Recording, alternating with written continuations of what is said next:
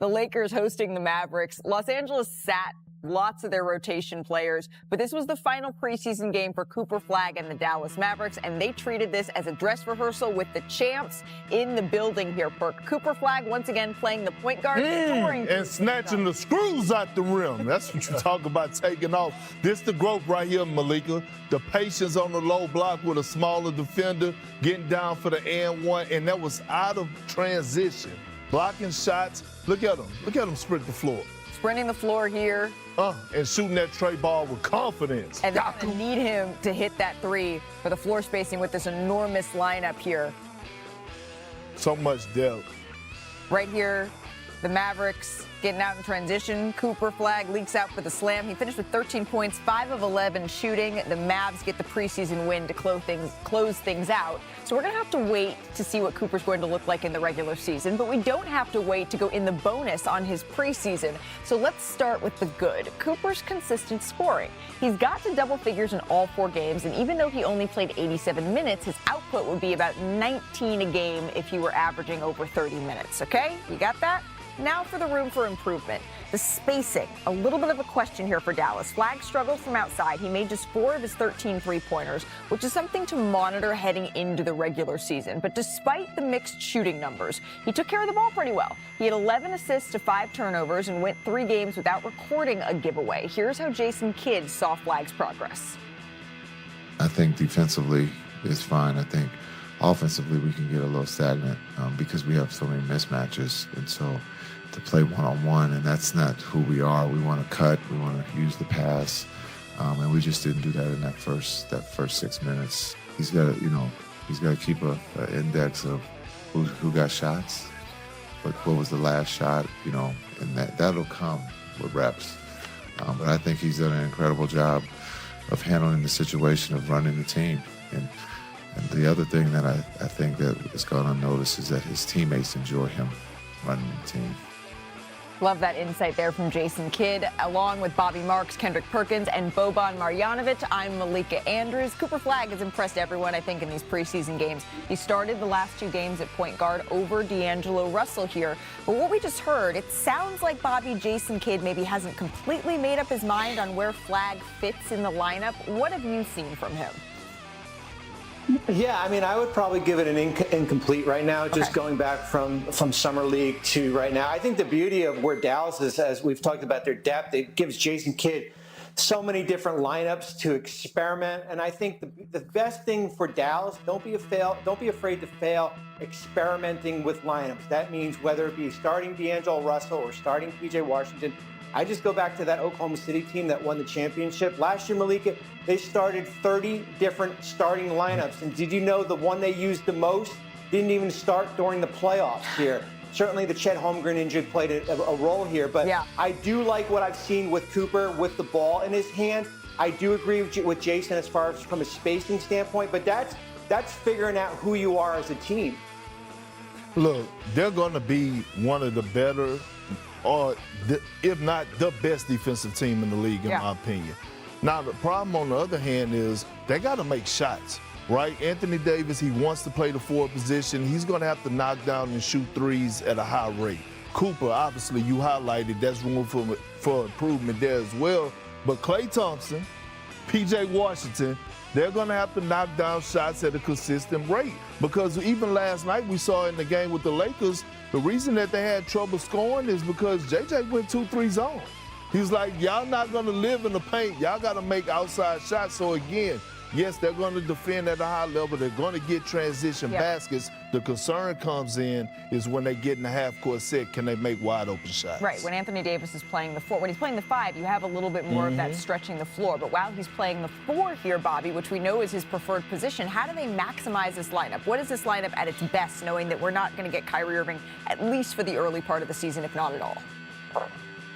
Well, you know how you maximize it on the defensive end. I mean, did you see how big this team is last night when you basically had Cooper at point guard, who's 6'8", 6'9", and then PJ and the 2 7-footers with AD and Derek Lively? I think that I think that will allow them to get out and run a little bit more, open up the offense here based on what they do on defense. And defense is the vision, right? That's what Nico Harrison was preaching when he made the trade for Luka Doncic and brought in Anthony Davis. But at the end of the day, you're asking, although Cooper Flagg has been tremendous, he's been sensational in the preseason, you're asking an 18-year-old kid, the youngest player in the NBA, to come in, to play out of his normal position, to try organizing the offense and having the ball in your hands a whole lot more for a team that going to the finals isn't enough. You have to win it all, and that is a huge task to put on an 18-year-old's shoulders. What were you doing when you were 18, Boban? When I was 18, I played World Championship with Steph Curry. It was really long time ago. People really don't blame. Like, when you have 18 year, you try to make mistake. You will make mistake. You always make mistake. Yeah. It's a part of the life.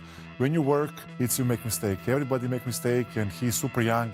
I think they try to put him on a different position to try him what he can do, and he can do a lot. Yeah, absolutely. And we've seen that he can do a lot for a Dallas Mavericks organization that has a ton of expectations this season. It's just a Herculean task. So that's Dallas's side of this preseason tilt. As for the Lakers, we expect to see Luka in their last preseason game on Friday, but LeBron James has already been ruled out for the start of the regular season with sciatica on his right side. Now, the Lakers announced that he would be reevaluated 2 to 3 weeks from now, but the timeline for his return, it is starting to crystallize. So for more, we welcome in our senior insider, Shams Charania. Shams, what details do you have on when we could see LeBron return to the floor and what that process is going to look like for him? Malika, I'm told LeBron and the Lakers are beginning to look at around mid-November as a realistic potential return and debut for him. October 30th is the soonest they're going to officially reevaluate LeBron James, but it's expected he's going to need some time, probably a couple weeks, 3 weeks after that point. And one thing to keep in mind here with this return process from injury is a source told me this week that LeBron will be taking a patient approach from the rehab with this nerve issue that he's had. And you think about the ramp-up period that he's going to need to get into basketball conditioning, to get into the proper shape that we're accustomed to from LeBron James, because this was not a routine offseason for him. He had this first nerve issue start to develop and occur in late July, early August, and so it's been really an uphill battle since that point.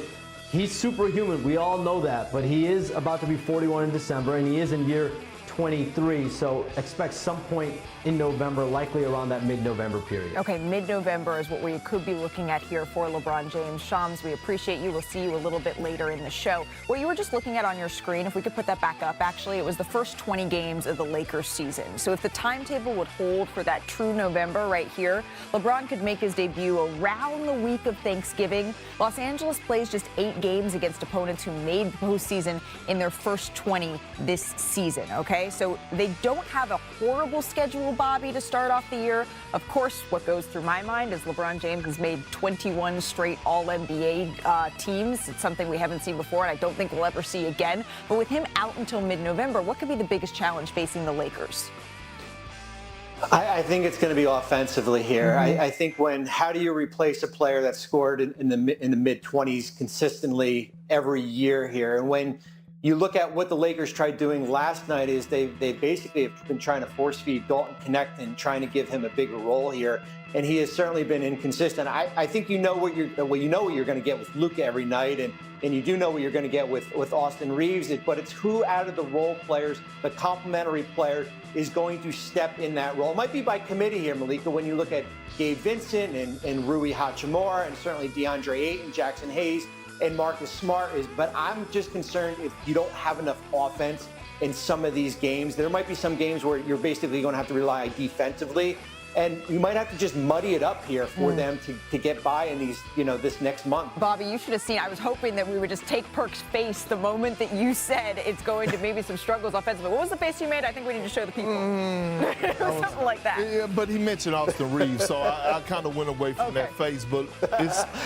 I know what Perk. I was reading Perk's mind. He was saying, "Well, wait a minute. They got Luka on this roster. And he Austin can make Reeves. everybody look good." But think about this, y'all. It's something that's trending in the basketball world, right?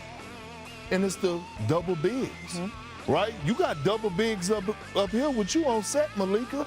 The Lakers, yes, they went out and got DeAndre Ayton, But is JJ Redick gonna play Jackson Hayes and DeAndre Ayton a lot of minutes together on the floor? We don't know, but probably not. But they're gonna need to, because think about it. You go against a team like the Houston Rockets, you might be facing Şengün and Steven Adams. You go against OKC, obviously, Isaiah Hartenstein and Chet Holmgren. Dallas with AD and Derek Lively. So they're still, in my opinion, going to have trouble in the interior. Yes, DeAndre Ayton is going to solve some of the problem, but with the trend of teams going with the double big lineup, that's where they're still going to have trouble the most in the interior. So by the way, we have Luka too, and he's the beast. He can carry everything. No, but let's go be honest. I'm watching him in Slovenia team. I'm watching him I play with him. I played with him in Dallas, of course, and I watched him other day how he looked against Phoenix. Like he looked really good. Like, like how he moving, how he react, like how he enjoy, how he smile. He's the winner every time, because we are friends. I know when we play some like small stupid games, he want to win every time. Never mind what kind of game is that. Like some stupid random game that nobody cares. He cares. He's the winner and he can do it. And it's like this who he is. And they have good team to win the games. The table is set. The table is set for Luka not only to put his name back in the MVP conversation, but also to go win the scoring title. The table is set for him to do it. I have no concerns about what Luka Doncic can bring after what we've seen. And JJ Redick has said that he expects this final preseason game on Friday to be a dress rehearsal for the Los Angeles Lakers. So they're going to play their guys. It's going to be as close to a sample. Yeah, as close to a sample as we're going to get Did in the he use preseason. AI?